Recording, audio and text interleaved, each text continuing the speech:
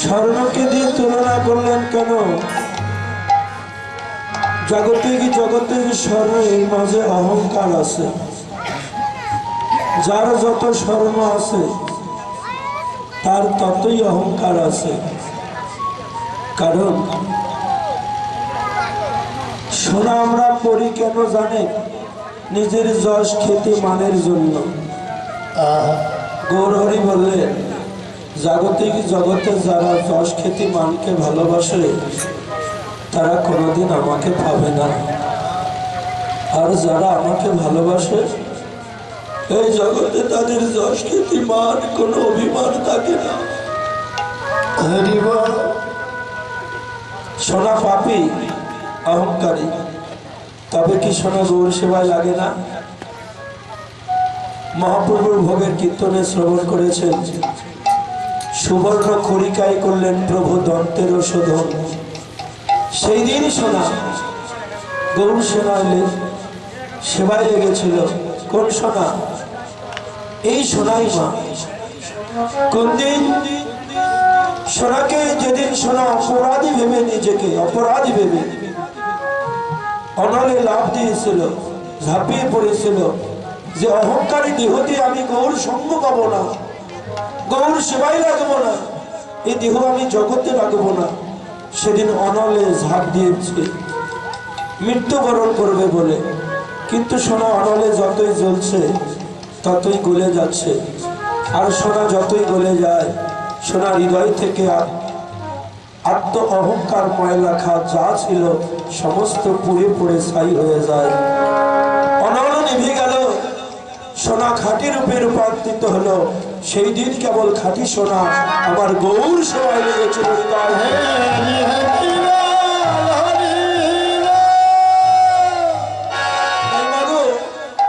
বৈষ্ণবে কবি তত্ত্ব দিলে, ওই সোনার মতো তোমরাও যদি কেউ গৌর সেবায় লাগিতে চাও তবে যাও, হা গৌর প্রাণ গৌর বলে তোমরাও অনলে লাফিয়ে পড়ো, আগুনে লাভ দাও, ঝাঁপিয়ে পড়ো।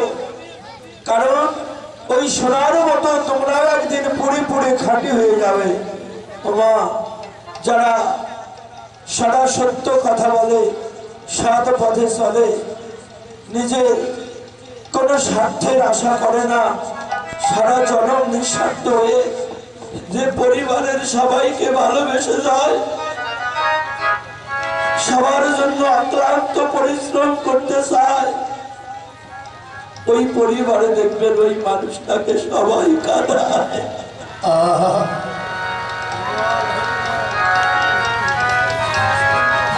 আজকে যারা নিঃস্বার্থ হয়ে জগতে সবাইকে ভালোবাসতে চায়, সবাই কেবল ওই মানুষটাকে কাঁদায়।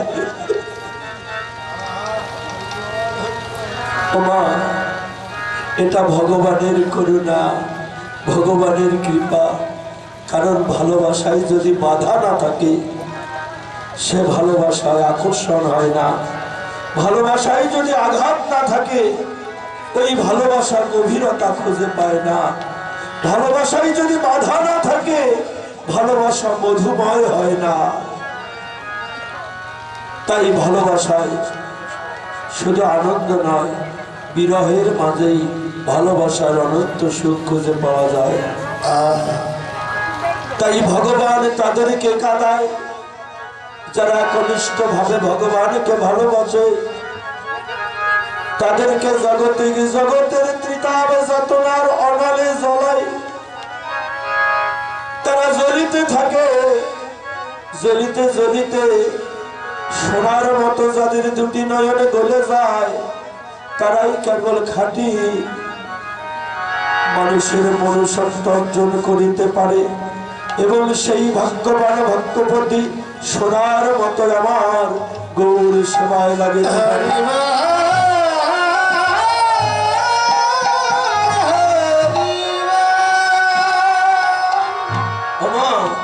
জীবনে এই দুটি নয়ন অনেক গলেছ, অনেক কেঁদেছ, কিংবা কাঁদনি? হরে কৃষ্ণ। অনেক কেঁদেছ, গৌর বলে নাই বা কাঁদলাম। কেউ পিতা হারা, মাতা হারা, কেউ সন্তান হারা, সম্পত্তি হারা, কেউ ছোট ভাই হারা, কেউ বোন হারা, এই যে বিষয় হারাই জীবন অনেক কেঁদেছ, দুটি নয়ন গলিয়েছ, কিন্তু গৌর বলে কয়দিন কেঁদেছ মা? গৌর বলে কয়দিন কেঁদেছ? কাঁদো, কারণ সোনার মতো যত গলে যাবে তত তোমার হৃদয় থেকে আত্মঅহংকার দূরভূত হয়ে যাবে। কারণ বিন্দু মাত্র অহংকার দেহে থাকলে ওই নয়ন কোনোদিন তোমার গলবে না।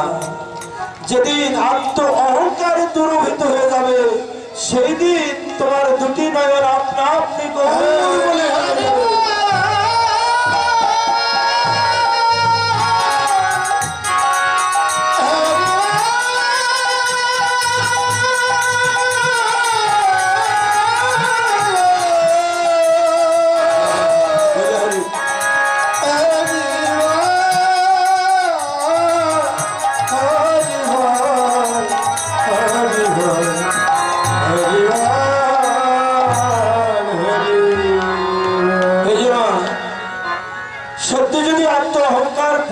করতে চাও তবে সাধুগুরু বৈষ্ণবের বাজারে যাও, সেখানে গিয়ে ঘুরে ঘুরে দেখবে যারা গৌর বলে দুটি নয়ন গলে যায় ওই গলা মানুষের যুগল চরণে জড়িয়ে ধরবে, আপনা আপনি তোমার মান অভিমান দূরভূত হয়ে যাবে। সেই দিন কৃষ্ণ প্রেমের হৃদয় হবে।